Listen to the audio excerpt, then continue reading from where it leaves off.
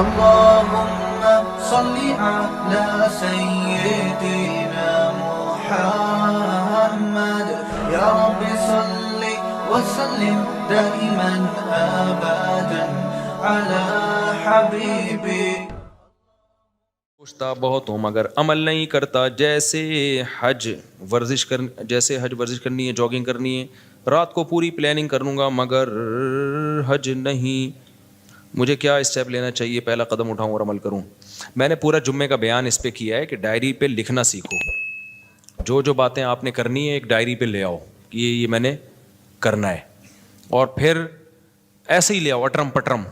یہ نہیں کہ ترتیب سے لکھنا شروع کرو ورنہ لکھا ہی نہیں. جو کرنا ہے نا اپنے فیوچر میں, جو آپ کی ضرورت ہے وہ آپ ڈائری میں ڈال دو. یار مجھے یہ بھی کرنا ہے, یہ بھی کرنا ہے, یہ بھی کرنا ہے, یہ بھی, اٹرم پٹرم جو کڑپڑ آتا ہے نا لکھ دو اس کے اوپر. پھر یہ ایک دن میں نہیں ہو جائے گی پلاننگ, ذہن میں رکھنا. ہو سکتا آدھا گھنٹہ 1 گھنٹہ آپ کو جو آپ کے دماغ میں وہ ڈائری میں لکھنے میں ہی لگ جائے, اور کوئی پلاننگ نہ ہو تو کوئی بات نہیں, کل اس سے آگے سے شروع کر لینا. سمجھ رہے ہو؟ پھر آپ نے کیا کرنا ہے, ان میں کون سے کام پہلے کرنے ہیں, کون سے, یہ تو پورا ٹائم مینجمنٹ کی ایک ورکشاپ ہوتی ہے, وہ ٹائم لینڈر والے کرواتے ہیں. وہ یمین الدین نام ہے نا سلیمان احمد صاحب کے آج کل, جو وہ بڑی زبردست ورکشاپ کرواتے ہیں, اس کو اٹینڈ کر لیں ایک دفعہ. یمین الدین انٹرنیٹ پہ سرچ کریں گے آ جائے گی. وہ بہت خاندانی ورکشاپ کرواتے ہیں. سلیمان احمد صاحب کروا رہے ہیں آج کل, نہیں کروا رہے مجھے نہیں پتا. ٹائم لینڈر لکھیں گے نا اس پہ, LENDER, تو وہ یوٹیوب پہ ان کے وہ ورکشاپ کرواتے ہیں. اس کا خلاصہ یہی ہے کہ آپ ڈائریوں میں چیزیں اتاریں اور دماغ میں نہ رکھیں. پھر آپ کہیں کہ یار ورزش شروع کرنی ہے, کیوں نہیں ہو رہی ہے؟ کب تک چھپو گے پیڑوں کی آڑ میں, کبھی تو ملو گے لنڈا بازار میں. اسی طرح اگر زندگی گزری تو ایک دن مر جاؤ گے. کولیسٹرول اتنا بڑھ جائے گا, ڈاکٹر کہیں گے اب آپ بھاگے نا تو آپ کے گھٹنے خراب ہو جائیں گے, اتنا وزن بڑھ جائے گا, تو اس سے پہلے بھاگ لو. تو پھر آپ کہیں کہ یار یہ رکاوٹ کیا بن رہی ہے, اس کو لکھیں. رکاوٹ یہ بن رہی ہے صبح بہت سستی ہوتی ہے, صبح دل نہیں چاہ رہا ہوتا, تو چلو مغرب کے بعد شروع کر دو.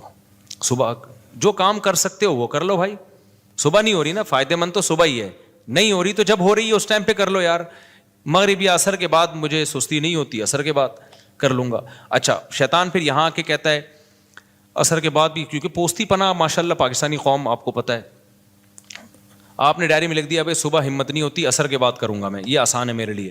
عصر کے بعد بھی نہیں ہوگی مجھے پتہ ہے, عصر کے بعد بھی نہیں ہوگی. پھر آپ عصر کے بعد کہو گے بھائی اس سے بہتر ایک سموسہ کھا لو, چائے پی لو. تو پھر آپ پلاننگ یہ کرو کہ یار عصر کے بعد بھی نہیں ہوئی, وجہ کیا ہے؟ وجہ یہ کہ ابے سوچو آپ جا کے دوڑو گے پارک میں, تو یار ایسا کرو دوڑیں گے نہیں, پارک میں واکنگ کر لوں گا میں 15 منٹ, یہ تو ہو جائے گا نا. تو یہ لکھ دو کل واکنگ کروں گا خالی. جاگنگ کے تصور سے روح کانپ رہی ہے. تو آپ پھر کیا ہوگا پتہ ہے, پھر آپ 20 منٹ کون واکنگ کرے گا یار, اس سے بہتر ہے وہ جو میرا دوست آیا ہوا ہے اس کے ساتھ ادھر ہی بیٹھ کے, کیونکہ وہ کون سا واکنگ کے لیے آپ کے ساتھ جائے گا. تو پھر آپ نے کیا کرنا ہے یار, 15 منٹ بھی نہیں ہو رہی نا, ایسا کرو پارک کا ایک چکر لگا کے آ جاؤں گا بس. تو جو ہو رہا ہے نا وہ کر لو. اس کا فائدہ یہ ہوگا کہ اگلے دن آپ کے اندر اس سے زیادہ کی صلاحیت پیدا, بولو. میں نے 20 دفعہ تجربہ کیا ہے, میرا جاگنگ کا بالکل دل نہیں چاہ رہا ہوتا تھا. بعض دفعہ بھائی یار سستی ہو رہی ہے, جوتے پہن کے میں نے ارادہ کیا میں جاؤں گا پارک میں نا, جاگر پہن کے گیٹ کو ہاتھ لگا کے آ جاؤں گا بس. آج چونکہ ایسا ہوتا ہے بعض دفعہ موڈ ہی نہیں ہو رہا ہے یار, سستی, اور کوئی وجہ نہیں ہوتی, وہ ویسی سستی. انسان کے ساتھ یہ حوال ہوتے ہیں, ہر ایک کے ساتھ ہوتے ہیں. تو میں نے تجربہ کیا ہے, شوز پہن لو بس آپ, اور بولے میں پارک کے گیٹ کو ہاتھ لگا. لیکن اب آدمی وہاں جاتا ہے تو کہتا ہے چکر لگا لو یار, کر لو بھائی, ٹھیک ہے نا. جم کبھی کبھار جانا ہوتا ہے, ہم جاتے بھی نہیں پابندی سے, لیکن جس دن اسکیجول میں ہوتا ہے کہ آج جانا ہے بہت, یہ سب کام نا نوجوانوں کے شروع کے بڑے جوش ہوتے ہیں. میں نے دیکھے بڑے لڑکے آتے ہیں جم جا رہے ہیں, اور اسپیڈ بریکر بنا لیا نا بہت سارے یہاں پہ, تو 4-6 دن کے بعد پھر سستی شروع. اصل میں وہ ٹائم ہوتا ہے کہ اب آپ نے اس کام کو کنٹینیو کرنا ہے یا نہیں کرنا. تو زیادہ کے چکر میں تھوڑا مت چھوڑو, تھوڑا سا کرو گے تو آپ کو وہیں موٹیویشن مل جائے گی. کئی دفعہ ایسے ہوا ہے, میں جم گیا, میں نے کہا بس ایک دفعہ نا وہ یوں پلی کھینچ کے آ جاؤں گا, میں آج ہمت نہیں ہو رہی. لیکن جب آدمی جاتا ہے تو آدمی کہتا ہے یار پراپر پوری ایکسرسائز کرو جو آپ کا معمول ہے. تو سستی کا علاج یہ ہے کہ شیطان آپ کو بیوقوف بناتا ہے کہ یہ کام بہت مشکل ہے. آپ شیطان کو ٹوپی کراؤ, آپ بولو میں کون سا پورا کام کر رہا ہوں بھائی, میں تو گیٹ کو ہاتھ لگا کے واپس آ رہا ہوں. بچپن میں گھنٹی بجا کے بھاگ جاتے تھے نا, تو پارک کی گیٹ کو ہاتھ لگا کے واپس آ جائیں گے. تو بس اتنا. جیسے نماز میں بھی یہی ہے, آپ کا نماز پڑھنے کا دل نہیں چاہ رہا, بہت ٹینشن ہے, حدیث میں یہ نسخہ سکھایا گیا ہے, فجر میں اٹھا نہیں جا رہا آپ سے, تو آپ یہ نہ بولو کہ میں بھی نیند قربان کر کے اٹھوں گا, واش روم جاؤں گا, پھر وضو کروں گا, پھر مسجد جاؤں گا, پھر 2 سنتیں پڑھوں گا, پھر 2 فرض پڑھوں گا, پتہ نہیں امام صاحب کتنی لمبی نماز. ایسے ہمت نہیں ہوگی. جو بے نمازی ہیں ان کو ہمت نہیں ہوگی. آپ کی رات کو آنکھ کھلی, آپ کو شیطان ٹوپی کرائے گا, اب اتنا نیک بن گیا تو اس سردی میں تو جائے گا یار, وضو کرے گا, پھر یہ وہ, اب چھوڑ یار. تو شیطان کو آپ ٹوپی کراؤ. آپ شیطان کو بولو میں اس ٹائم پہ بس اٹھ کے بستر پہ بیٹھ جاؤں گا, اس سے زیادہ میں کچھ بھی, میں ایک دفعہ بیٹھوں گا 5 منٹ بیٹھ کے دوبارہ لیٹ جاؤں گا. تو جب 5 منٹ بیٹھ جاؤ گے تو پھر شیطان کہتا ہے لیٹ جانا, تو نے تو 5 منٹ کا بولا تھا. تو آپ نے شیطان کو ٹوپی کرانی ہے. آپ نے شیطان کو بولنا ہے, اردو میں بات کرو شیطان سے. شیطان کو آپ نے بولنا ہے کہ یار جب اٹھ ہی گیا ہوں تو واش روم جانے میں کیا جا رہا ہے, تھوڑا ریسٹ ریلیکس ہو جاؤں گا. عام طور پر صبح وقت تھوڑی بہت پیشاب کی حاجت ہر ایک کو ہوتی ہے عام طور پہ, نہیں تو یار جا رہا ہوں واش روم کو, نلکے کا ہاتھ لگا کے آ جاؤں گا. تو آپ ایک دفعہ واش روم سے فارغ ہو کے آ جاؤ. پھر شیطان کہا لیٹ جانا, کہ میں لیٹ رہا ہوں, صرف وضو کروں گا, وضو کر کے لیٹ جاؤں گا بس, اور کچھ نہیں کرنا میں نے. میں آپ کو یقین سے کہوں آپ صرف وضو کرو, اس کے بعد آپ بالکل فریش.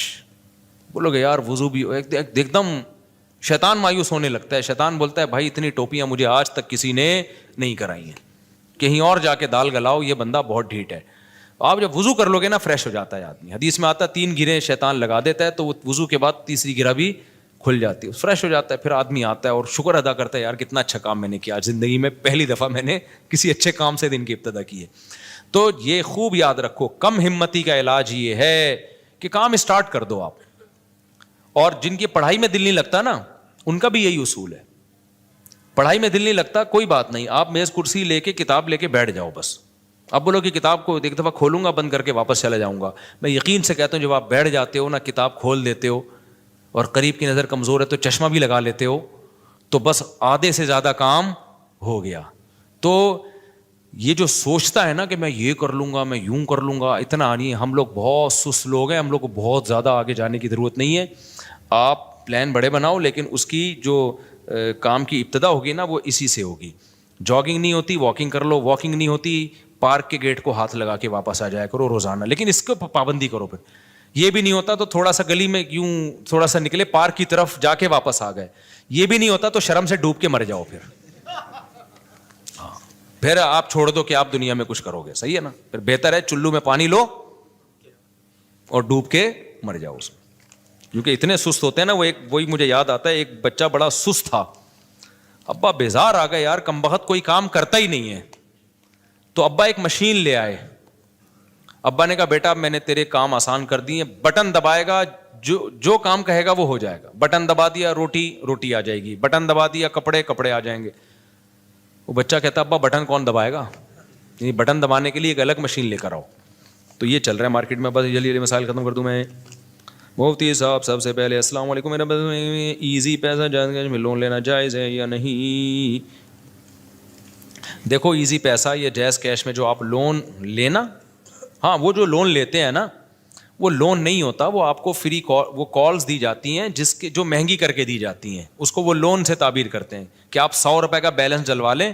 حالانکہ بیلنس نہیں آتا, 100 روپے میں جتنے کال کے یونٹ ملنے چاہیے نا, جو 80 روپے میں ملنے چاہیے وہ 100 روپے میں مہنگا کر کے دے رہے ہوتے ہیں آپ کو.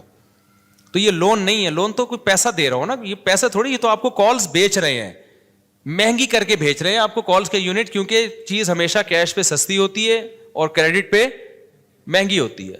تو یہ جائز ہے, اس میں کوئی حرج نہیں ہے, وہ لون نہیں ہے. ہم نے ہر طرح سے اپنے بھائی کو سمجھا دیا کہ کام کرو, صلواتیں بھی بہت سنائی, وہ آپ کے بیان میں موجود ہیں, ان کی اصلاح کر دیں, کام کر لیں, بیوی بچوں کی ذمہ داری اٹھا لیں. جب وہ کسی کام کے نہیں تھے ان کی شادی کیوں کرائی؟ یہ بھی تو بڑا مسئلہ ہے نا.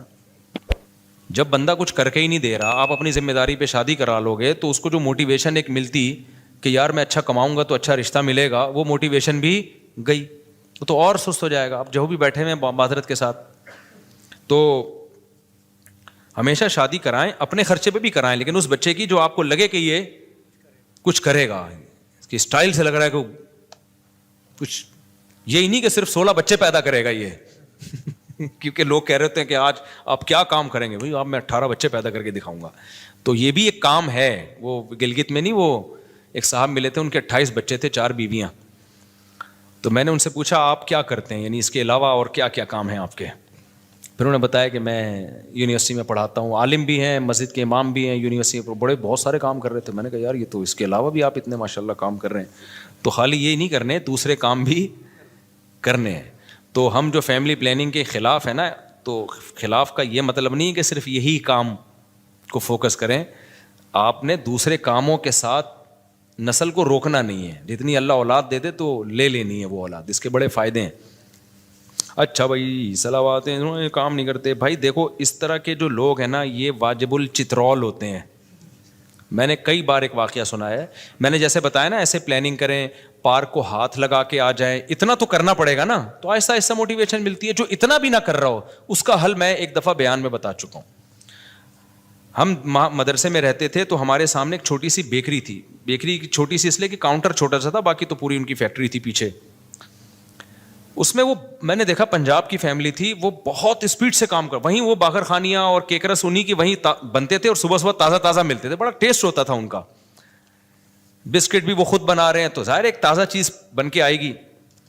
ہم جاتے تھے مدرسے کے، اکثر طلبہ وہیں سے ناشتہ لیتے تھے. بریڈ لینی ہے، کیکرس لینے ہیں تو سب وہیں سے لیتے تھے. تو میں ان کو دیکھا بہت ایکٹیو ہیں وہ لوگ. پنجاب کے لوگ آپ کو پتہ ہے ویسے بزنس میں ایکٹیو بہت ہوتے ہیں، سست نہیں ہوتے وہ لوگ. تو اب وہ ٹھکا ٹھک باہر خانی، بھائی 20 روپے کی چاہیے، ٹھکا ٹھک ایک دم لائے، پیسے لیے، ایسے اسپیڈ میں کام کر رہے ہوتے تھے.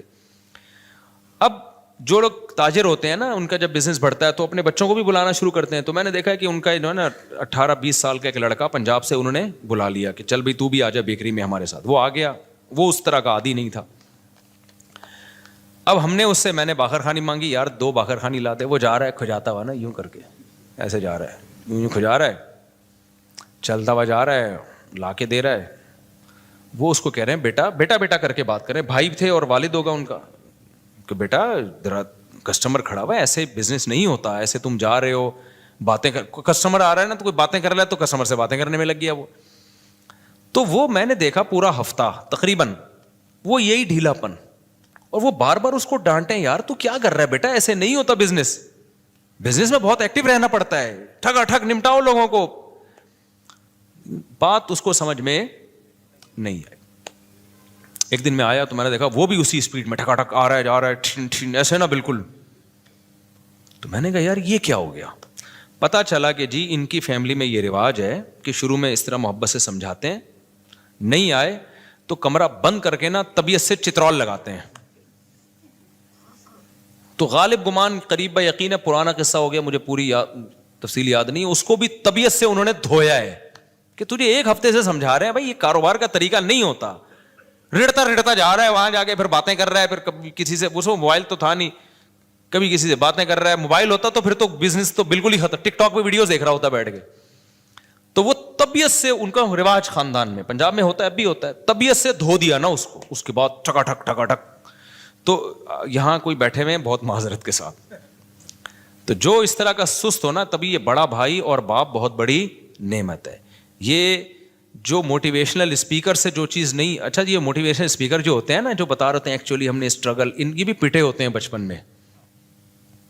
ابا نے پیٹا ہوتا ہے ایک دفعہ طبیعت سے تو ٹھیک ہو گئے تھے، تو وہ پٹنے کا واقعہ نہیں بتا رہے ہوتے، یہ بتاتے ہیں ایکچولی ہمیں یہ اسٹرگل کی ہم نے. قوم سست ہے، اس میں کوئی اسٹرگل والا اس ماحول میں پیدا، میں خود بھی پٹا ہوں صحیح ہے نا، جو میں آج باتیں کر رہا ہوں بیٹھ کے، میں بھی بڑا سست تھا، کام ہی نہیں ہوتے تھے، سستی، اسکول نہیں جا رہے، ابا لاتے تھے پائپ پکڑ کے کوڑ دیتے تھے، تو 1 ہفتے کا تک الحمدللہ انرجی پیدا ہو جاتی تھی. 1 ہفتے تک ہم بالکل فٹ فار. پھر آہستہ آہستہ ڈھیلا پن آنا تھا، پھر ابا ایک دم چترول لگا دیا کرتے تھے، کبھی بھائی لگا دیتے تھے. مجھ سے تو ٹی کی ڈنڈی نہیں لکھی جاتی تھی اوپر. میں نے ایک واقعہ سنایا نا، میں انگلش میں ایک ورڈ لکھ رہا ہوں تو اتنی سستی سے لکھتا تھا. سستی اصل میں بائی نیچر سستی نہیں تھی، مجھے کھیل کود کا دل چاہتا تھا، پڑھائی میں سستی تھی، میرا دل چاہتا تھا ادھر بھاگنے دوڑنے میں ہم لگیں. تو میں نے ٹی لکھا ہے سستی میں اوپر کا نا، وہ ڈنڈی نہیں ڈالی یہ والی، خالی یہ والی ڈنڈی ڈالی. تو ایسے میں لکھ رہا ہوں اور اوپر سے ڈنڈیاں چھوڑ رہا ہوں. تو مجھے یاد ہے ایک زوردار چماٹا آیا نا، غیبی چماٹا آیا، ایک دم میں ہل گیا. تو میرے بڑے بھائی نے لگایا تھا تھپڑ. انہوں نے بولا یار تم اتنا کیا لکھو, تمیز سے تو لکھو, ٹی کی ڈنڈی تو ڈالو. اس کے بعد سے آج تک اس واقعے کو, میرا خیال ہے یہ 80s کا واقعہ, میں بہت چھوٹا تھا اس وقت, 87 یا 88 کی بات ہوگی. 88 بہت ونس اپون اے ٹائم, اتنا پرانا تو میں لگ بھی نہیں رہوں گا آپ کو. تو 88 کی بات ہوگی. اس کے بعد سے آج تک سب کچھ بھول سکتا ہوں. جب میں ٹی میرے بھائی بھی یہ واقعہ بھول گئے ہوں گے, جب بھی میں ٹی لکھتا ہوں نا, اوپر کی ڈنڈی آج تک میں نے کبھی نہیں چھوڑی. ہو سکتا ہے کوئی لفظ لکھ رہا ہوں اسپیلنگ غلط لکھ دوں, میں 2-3 الفابیٹ ہی چھوڑ دوں, لیکن جہاں ٹی آئے گا تو پورا آئے گا, اس کے اوپر کی ڈنڈی کبھی بھی. تو کچھ چیزیں ہوتی ہیں جو گھر میں بہت سست ہو نا, ہل کے نہیں دے رہا ہو. آپ نے موٹیویشنل اسپیکر بھی سنا دیے اس کو, سب کی تقریریں سنا دی, ہماری تقریر پھر بھی تو بہترین ہے. ایک دفعہ اس کو طبیعت سے دھو ڈالو, انشاءاللہ سیٹ ہو جائے گا. لیکن آج کل بچے بدتمیز اتنے ہو گئے ہیں, بڑا بھائی ڈانٹ دے تو وہ آگے سے جواب دے دیتے ہیں, باپ ڈانٹ دے تو آگے سے جواب دے دیتے ہیں. تو اس بدتمیزی والے ماحول میں تو پھر تربیت نہیں ہو سکتی بھائی. تو اس لیے کہتے ہیں پہلے بچوں کو تمیز سکھاؤ, بعد میں باقی چیزیں سکھاؤ. ہر طرح بھائی کو سمجھایا, وہ بھائی بیچارہ اللہ خیر کرے. آپ نے پچھلے جمعے میں کہا تھا میں پہلے خود کو اسٹیبل کرنے کا ہدف بناؤ, پھر بعد میں ماں باپ کو حج کروانا. اگر ایسا کریں گے تو اس سال حج کا سیزن چلا جائے گا. تو چلا جائے بھائی. ایک صاحب نے مجھ سے پوچھا کہ میرے پاس پیسے نہیں ہیں تو میں ہدف ایک ویژن بنا رہا ہوں کہ ماں باپ کو حج کراؤں. ان کو میں نے کہا تھا آپ غلط چیز کو ویژن بنا رہے ہو. آپ ویژن بناؤ کہ میں پہلے اسٹیبل ہو جاؤں, میں پیسہ کما لوں. تو اس کے طریقے, جب پیسہ آئے گا تو پھر آپ نے دیکھنا ہے کہ اب آنے کے بعد کیا کیا کرنا ہے. اب کیونکہ اگر آپ نے حج کو ویژن بنایا اور آپ کے پاس پیسہ آیا اور آپ نے حج میں خرچ کر دیا, تو ہو سکتا ہے اس سے زیادہ ضروری چیزیں رہ جائیں. کل آپ لوگوں کے سامنے بھیک مانگ رہے ہو, حج تو حاجی تو ہو گئے آپ, تو پہلے تو ایک اسٹیبل تو ہو جاؤ نا. غریب آدمی پہ حج تھوڑی فرض ہے. اب غریب آدمی پلاننگ کر رہا ہو حج کی, تو پلاننگ میں پہلے یہ دیکھنا ہے کہ الاہم فالاہم, حج ہے ہر ایک پہ فرض. اگر ہر ایک پہ فرض ہوتا نا پھر آپ بناتے, یا جن پہ فرض ہو گیا وہ تو ضرور پلاننگ کریں حج کی. لیکن جن پہ حج فرض ہی نہیں ہے, ہمارے ایک جاننے والے ہیں, غریب آدمی, مجھے پتا ہے, بیچارے کی تھوڑی سی تنخواہ ہے اور ابھی اس کی عمر ہے آگے ترقی کرنے کی. اس نے اتنے سال پیسے جمع کر کے نا عمرے کے پیسے جمع کیے, بہت اچھا جذبہ تھا اس کا. میں نے کہا دیکھو آپ ابھی ایک غریب آدمی ہو اور آپ کی ابھی شادی ہوگی, آپ کے آگے اولاد ہوگی, اتنی مشکل سے آپ نے یہ پیسہ جمع کیا. عمرہ کرنا یقیناً بہت بڑی عبادت ہے, لیکن جتنی گنجائش ہے اس حساب سے آپ پلاننگ کرو نا. آپ تہجد میں کچھ فوکس کر لو, آپ کچھ صدقہ خیرات کر لو. عمرہ تو مالدار لوگوں کا کام ہے. تو آپ کی, مجھے پتا تھا اس بیچارے کی محدود آمدن ہے. میں نے کہا آپ کو اللہ نیت ہو گئی نا ثواب دے دے گا, یہ پیسے کسی کاروبار میں لگا دو. فی الحال آپ جب پیسہ آئیں گے تو حج بھی ہوتے رہیں گے, عمرے بھی ہوتے رہیں گے انشاءاللہ. اور جو ہے وہ سیروزہ لگا لو تبلیغ میں تاکہ دین پہ قائم رہنے کی توفیق ملے. تو عمرہ کرنے سے میں نہیں روک رہا آپ کو, لیکن میں روک رہا ہوں ایسی چیز سے. دیکھو اس کی مثال ایسے جیسے نبی کی خدمت میں ایک صحابی آئے سارا مال لے کے کہ سارا صدقہ ہے. آپ نے منع کیا کہ سارا صدقہ مت کرو. اب اشکال ہوا لوگوں کو, ابو بکر کا تو سارا مال قبول کر لیا. بھائی ابو بکر کا جو توکل ہے وہ لیول اور ہے, اور ہر ایک کا لیول توکل کا ابو بکر جیسا نہیں ہوتا. تو ہمارے نبی نے صحابہ کو سارا مال صدقہ کرنے کا حکم نہیں دیا, فرمایا اپنے گھر والوں کے لیے رکھو, کل مسائل آ سکتے ہیں, لوگوں کے سامنے ہاتھ پھیلانے پڑیں گے. تو اب آپ کی ارننگ بہت تھوڑی سی تھی, آپ نے اتنے پیسے جمع کر کے عمرے پہ خرچ کر لیے سارے. اس کے بعد کل آپ کے پاس حالات ایسے آ گئے, آپ لوگوں سے بھیک مانگتے پھر رہے ہو, تو عمرہ فرض تو نہیں ہے نا. تو اس لیے میں نے ان کو منع کیا. اب کوئی ہو سکتا ہے کوئی میری وہ بات کو سن کے بولے یار مفتی صاحب عمرے سے روک رہے ہیں لوگوں کو. عمرے سے نہیں روک رہے, ہمیں پتہ ہے اس بیچارے کی ابھی کم عمری ہے, یہ جذبہ اس کا اچھا ہے, لیکن اس میں وہ فقہی بصیرت نہیں ہے. کل اس کے حالات, کل ماں باپ اتنے تانے دیتے ہیں, آج آپ کے پاس پیسے نہیں ہیں تو ماں باپ کی آنکھوں کا تارا بھی وہی ہے. تہجد میں دعائیں بھی اس بچے کے لیے ہوں گی جو پیسے کما کے لا رہا ہو. تو فرض ہوتا نا پھر تو کرنا ہی کرنا ہے. جب فرض نہیں ہے تو نوافل پہ وہ پیسہ خرچ کرے جس کے پاس اضافی پیسہ ہو, پھر وہ کرے. پھر آپ حج جب فرض ہو جائے تو حج تو کرنا ہی کرنا ہے. تو جن کے پاس کچھ مالی گنجائش ہے وہ تو حج کی پلاننگ کریں. جو کھانے کو مسائل چل رہے ہیں, غربت مہنگائی ہے, تو پھر حج کی پلاننگ کے بجائے آپ پیسہ کمانے کی پلاننگ کر لو. ایک واقعہ سنا کے ہی میں بات ختم کرتا ہوں. مجھے یاد ہے ہمارے ایک دوست تھے, ان کا بیوی سے بڑا جھگڑا چل رہا تھا. وہ میرے استاذ کے پاس آئے, انہوں نے کہا میں چاہتا ہوں اپنی بیگم کو حج کرا دوں تاکہ بیگم کا مجھ پر, میرا اور بیگم پر ایک احسان ہو جائے گا, تو ہو سکتا ہے تعلقات اچھے ہو جائیں. انہوں نے کہا بھائی اگر تعلقات اچھے کرانے کے لیے بیگم کو حج کرا رہے ہو نا, تو حج کے بجائے پراپرٹی لے کے بیگم کو گفٹ کر دو. اس سے بہت اچھے تعلقات ہو جائیں گے. اتنی نیک بیگمات آج کل مارکیٹ میں شارٹ چل رہی ہیں ٹھیک ہے نا, کہ حج کرنے سے وہ زیادہ خوش کس سے ہوگی کہ مجھے پراپرٹی مل گئی. ہاں اتنی مہنگی پراپرٹی کہ بیگم کے پاس جانے کا, بیگم پہ حج فرض ہو جائے تو وہ تو پھر ایک الگ بات ہے نا, پھر تو وہ بیگم کو واجب ہو جائے گا کہ بیچ کے حج کرے وہ, یعنی اس سے تھوڑی سستی ہو. تو میں بیٹھا تھا, میں نے کہا اس کا حج کا اچھا ویژن تھا, لیکن کتنے بڑے بزرگ اس کو روک کس سے رہیں گے, تمہارا مقصد کیا ہے, تعلقات اچھے کرانا نا. تو بیگم کو حج کرا کے آج کل اتنے اچھے وہ ہوتے ہیں, لیکن بہت نیک بیگمیں ہونی چاہیے اس کے لیے, ورنہ آج کل بیگم کہتی ہے ہمیں گولڈ بنا کے دے دو, ہمیں کوئی پراپرٹی لے کے دے دو, تو تعلقات اچھے اس سے ہوں گے. اور جب ایک دم اچھے تعلقات ہو جائیں گے نا, پھر حج پہ جاؤ گے تو وہاں بھی آپ کے ساتھ اچھا گزارا ہوگا. ابھی پھڈے ویسے ہی چل رہے ہیں, حج پہ لے گیا نا تو یہ تعلقات, حج پہ تو تعلقات اتنی ٹینشن ہوتی ہے اور تعلقات خراب ہونے کا خطرہ ہوتا ہے.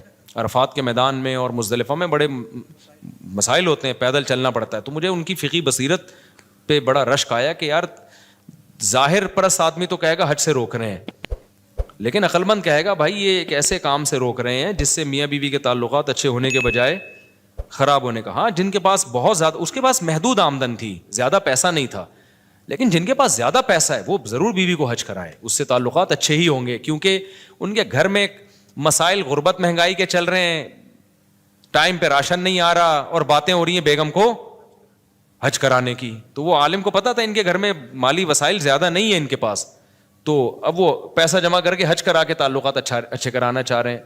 تو ظاہر ہے وہ تو جب دوبارہ حج کے بعد آئیں گے, جب ٹماٹر کے پیسے نہیں ہوں گے سارے تو آپ نے حج پہ لگا دیے, بھنڈی کے پیسے نہیں ہوں گے تو اور لڑائیاں ہوں گی. بیگم کہے گی حج گیا ایک طرف, بھائی مجھے کھلا بھائی تو اس لیے جو محدود آمدن جن لوگوں کی ہے تو وہ ایسی پلاننگ نہ کریں, وہ پہلے آمدن بڑھائیں, جب آمدن آ جائے گی تو پھر اس میں کہیں کہ یار سب سے پہلے کس کو فوکس کرنا ہے, حج کو, اللہ کے گھر کی زیارت کو. میرے ساتھ اللہ کا کتنا بڑا احسان ہے, میری اب دنیا میں ٹریولنگ شروع ہوئی, میں نے اللہ سے دعا مانگی اللہ سب سے پہلا بیرون ملک سفر میرا بیت اللہ کا ہو.